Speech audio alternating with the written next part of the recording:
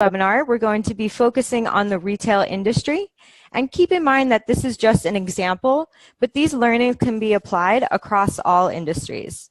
And I recommend that you log into your SimilarWeb Pro account and follow along as I go so you can get more familiar with navigating the platform. So I'm going to switch into the Pro platform now. Okay. So here we are on the home page. And what the home page offers is just quick access to some of your custom categories, your keyword groups, trending websites, apps, and keywords. And if you come up to the top bar over here and you hover over research, you can see the 6 main modules that SimilarWeb Pro offers. Today we'll mainly be focusing on these 3 in website, but we also have our app modules as well. So website analysis is where you can go to track and analyze any website's traffic and engagement data, theirs as well as versus competitors.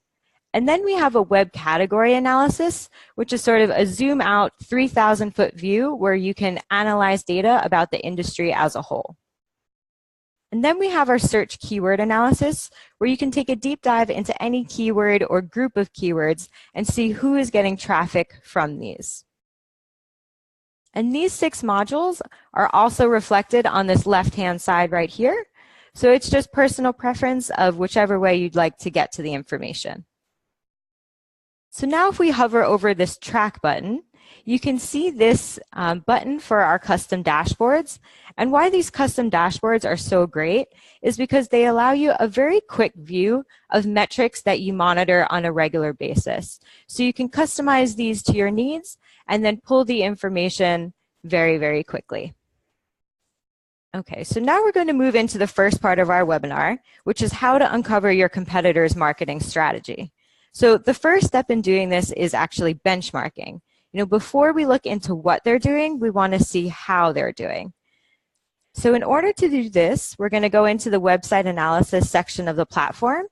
And as I mentioned, you can either come here and click right here into website analysis, or you can come to the top search bar and start analyzing your domain. So we're going to take a look at asos.com. Okay, and now we see here this blue compare button, which allows you to compare to up to 4 other websites directly.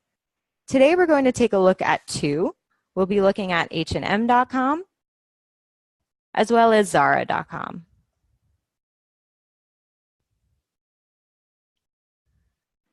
Okay, and then we also have the option to change our filters.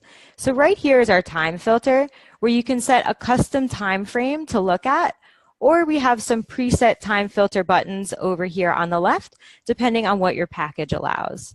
So for today, we're going to take a look at November to November, and then we click Apply. And here you have the option to change your country filter, again, depending on what your package allows. We're going to take a look at the United States today.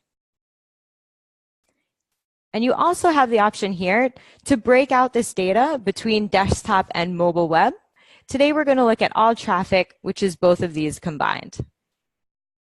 Okay, so if we come over to the left-hand navigation bar and we click Traffic and Engagement, we can actually see that this is a great way to start benchmarking, as you can see the visits trended out over time.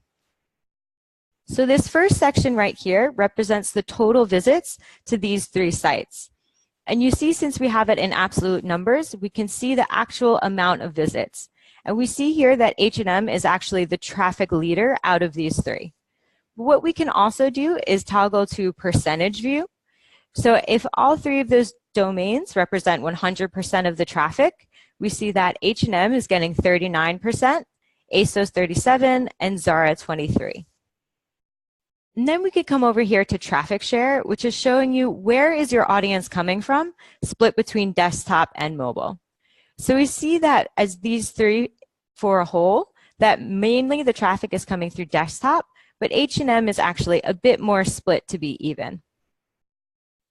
So now if we come down here to these engagement metrics, we can see the quality of the traffic that is actually coming to the sites. So sometimes the numbers aren't as important as how engaged your customers are while they're on the site.